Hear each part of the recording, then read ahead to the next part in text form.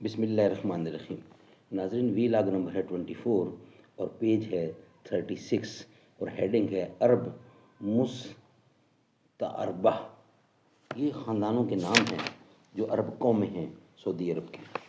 ناظرین، اس کتاب کا نام ہے الرحیق المختوم، سیرت النبی پر دنیا بھر میں اول انعام یافتہ کتاب۔ سیرت النبی صلی اللہ علیہ وسلم پر دنیا بھر میں اول انعام یافتہ کتاب الرحیق المختوم۔ رائٹر ہیں اس کتاب کے مولانا صفی الرحمان مبارک پوری۔ ناظرین، رابطہ عالمی اسلامی مکہ مکرمہ کے زیر اہتمام منعقدہ سیرت نگاری کے عالمی مقابلہ میں آنے والی عربی کتاب کا اردو ترجمہ۔ بسم اللہ الرحمن الرحیم۔ قال اللہ تعالی یسقون من رحیق مختوم۔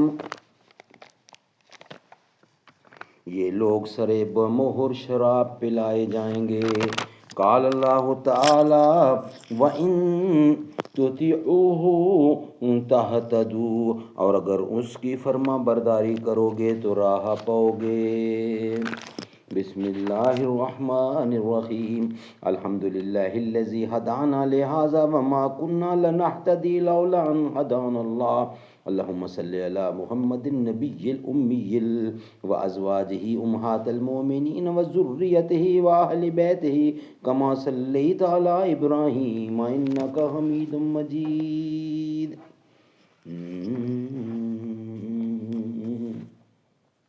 ہم کو مٹا سکے یہ زمانے میں دم نہیں، ہم سے زمانہ ہے زمانے سے ہم نہیں۔ ہزار برق گرے لاکھ آندیاں اٹھیں وہ پھول کھل سکیں گے، وہ پھول کھل کے رہیں گے جو کھلنے والے ہیں۔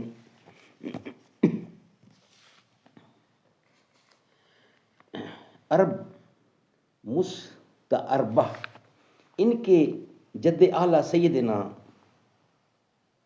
ابراہیم علیہ السلام تھے، اور اس کا کچھ حصہ ہم پہلے اب پیش کر چکے ہیں آپ کے سامنے، اور یہ ہے وی لاگ نمبر 25 جو ہم آپ کے سامنے رکھ رہے ہیں، اور پیج ہے 37۔ ناظرین، حضرت ابراہیم علیہ السلام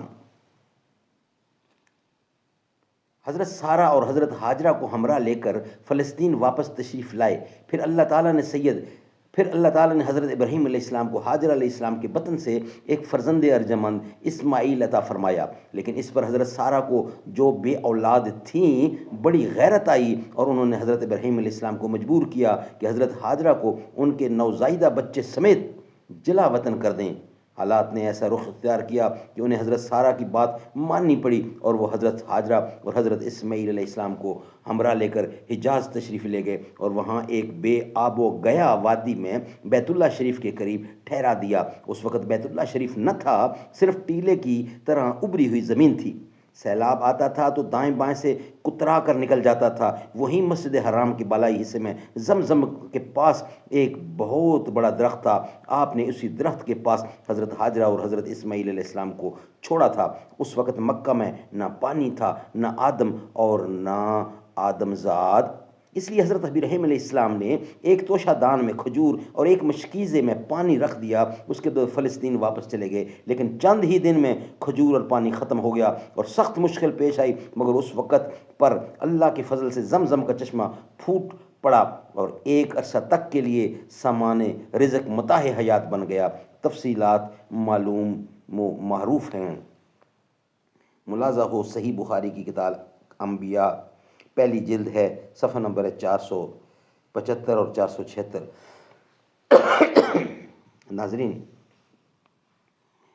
اس کے بعد انشاءاللہ وی لاگ نیکسٹ جو 26 ہے وہ ہم آپ کے سامنے رکھیں گے۔ اس میں بقیہ اس کا حصہ ہے، کیونکہ یہ تحریر تھوڑی لمبی ہے۔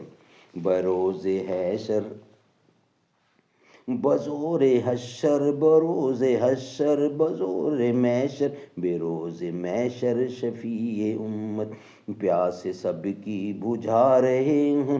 بروز محشر شفیع امت پیاس سب کی بجھا رہے ہیں۔ حبیب رب ہی خدا سے بخش کرا کے جنت دلا رہے ہیں۔